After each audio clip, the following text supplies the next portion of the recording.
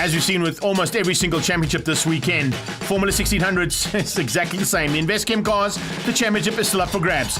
It would go down to what would happen in qualifying.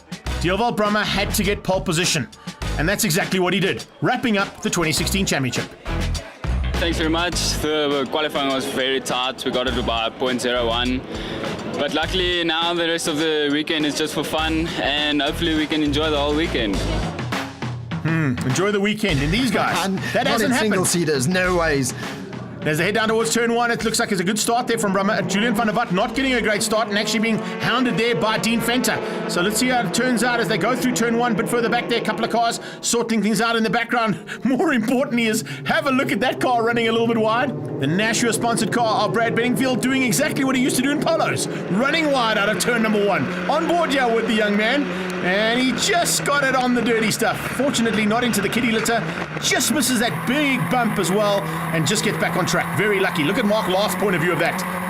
As they go around, the fantastic racing man just gets through, and the Nashua car slots in behind him. Did very well to get that car back on track, but Alan MEYER with all kinds of problems. I wonder if he was tagged from behind, because he has gone spinning off there in turn number 3, the fast right hand onto the back straight. Look how bumpy it is. It really is a tough effort to get that car back on track, but he does so.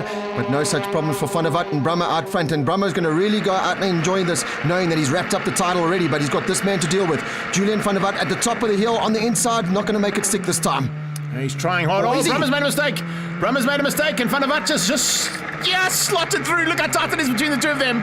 He just ran a little bit wide out of Sassel and eventually had to give way as Van der Walt just squeezed him out. The race driver, South Africa car, just getting to the front end, and the Mad Racing Machine had to go to second.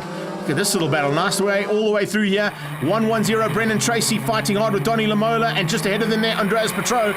So nice little mid-pack and top 10 battle here, just outside the top 10. In fact, for those three, as the rest of the field coming through there, 23 is Andy Schofield. He has got a hard charging machine on his tail there, and it looks like he's going to have to fend off the likes of Mark Lauth. As we go to the checker flag, it's getting real. BRUMMER getting onto the back end, puts his nose cone into the gearbox and loses the nose cone completely, which is going to give Julian van der Walt a chance to take the first victory. You could see what BRUMMER was trying to do. He was trying to square off the turn, but Van der Walt did a great job in stopping that car just enough not allow BRUMMER through, and he hit the front end of his cone there. But coming across the line is Julian van der Walt to pick up the race number 1 win ahead of DEWALD BRUMMER and Dean Venter there, rounding out your top 3.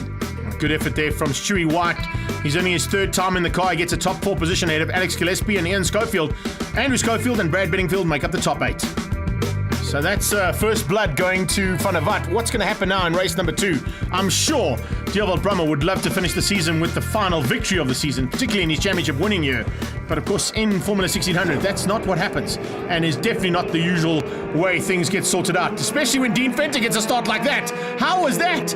Demon Dean Venter off the line, going up and possibly second, maybe even first if he can squeeze out Van der Walt. No, he can't. Van der Walt's on the inside, and he just slots in behind him through turn 2. He's got his teammate on his tail, and Dean Venter now looks in the rearview mirror in second place. I wonder if Dean Venter's got launch control fitted to that car, because it really was an incredible start. So right at the front end where he needs to be, right on the tailpipes there of Van der Walt. Now he's going to square it up on the inside, not going to make it stick there just yet, still trying to get enough heat in those tyres to really mount a serious challenge for the win. It's a super start from those two, but at the back end, Mark Lauth having a good start as well. Running a little bit wide out of turn 4, and I think there might be a little issue on that car as Brad BENINGFIELD sneaks up on his inside. But look how tight it is at the front end. All of a sudden, we've got 3 cars fighting for the win, and it's not usually Dean Venter who is in that pack. Not stopping Petro's that. out of shape. He gets out of shape and fortunately keeps it buried and comes straight back on after running wide out of turn 5 Sassel corner. He was on board on the replay. You could see him go on the inside, just way too late on the brakes, loses the steering. You can see he's running almost wet weather tyres there. Definitely wet weather tyres, Rob. Remember, at the beginning of the race, the wet race was declared. As we see Brendan Tracy pulling into pit lane, his race is done. But a couple of guys have taken a bit of a gamble, and we'll have to wait and see how well that gamble pays off, because the guys that are on wet weather tyres are certainly going to start feeling the effects. And as you can see, have a look at this. Brad BENINGFIELD definitely on slicks and challenging championship rival here in terms of first and second in this championship for the year, Julian van der Walt, and driving around his outside. So Van der Walt definitely on wet weather tyres. Brad Benningfield definitely on slicks. Yeah, you can see the difference there in grip. Van der Walt just not able to get the same amount of grip out of those wet weather tyres. Again, at the top of the hill there, car number 50. That looks like it's Alex Gillespie. I wonder if, yeah, he's definitely on the wet weather tyres. So these guys just struggling now with grip, especially under hard braking. Those wet weather tyres, just not the same amount of grip as the slicks. Dean Fenter on slicks and taking a well-deserved win. Final victory goes to a man we didn't expect to be on the top step of the podium, but well done to him. Andy Schofield also on slick tyres, taking that gamble, comes through for second, and right on his tail is Brad Benningfield. All three guys on slick tyres. Fourth place eventually going to Julian van der Walt, and the newly crowned champion finishes up in fifth place. Alan Meyer's on his tail with Schofield and Gillespie making up the top 8.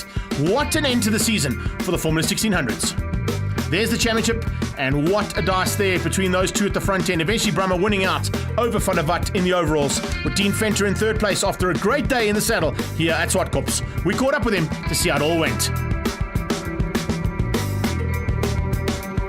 Plan, I'm worried that it was going to rain, so if I was going to get some sort of a lead, I needed to get it immediately, but yeah, chose a good moment to overtake and just stressed from there that the weather was going to come, and yeah, just managed to hold it together, so super chuffed.